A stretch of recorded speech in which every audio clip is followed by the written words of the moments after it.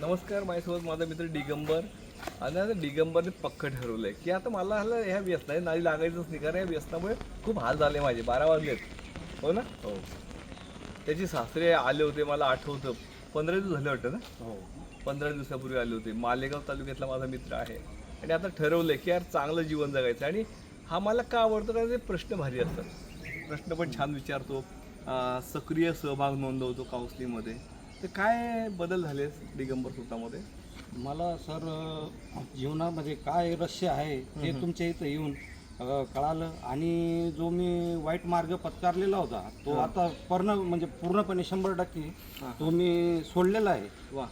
आणि इथं ज्या सुविधा आहेत त्याच्यातून इतकं आनंद मिळतो की मी घरी सुद्धा एवढा आनंद मी क्या बात आहे. भोगलेला नाही. इतका आनंद मला इथं मिळलेला आहे.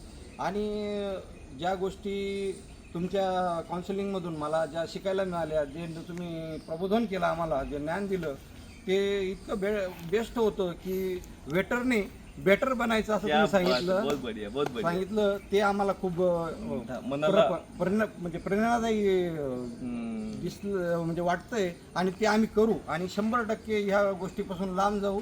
आणि पूर्णपणे आईवडिलांना, माझ्या पत्नीला, माझ्या मुलांना सुख प्राप्त करून, म्हणजे प्राप्त मिळेल, ही मी भगवंत चरणी मी हे करतो, अर्पित करतो.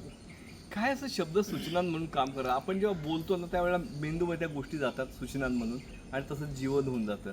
मला विश्वास आहे माझा दिगंबर मित्र खरंच सुंदर आणि समृद्ध जीवन जगणार आहे. या मित्राला कोटी कोटी शुभेच्छा. इथंच थांबतो. धन्यवाद.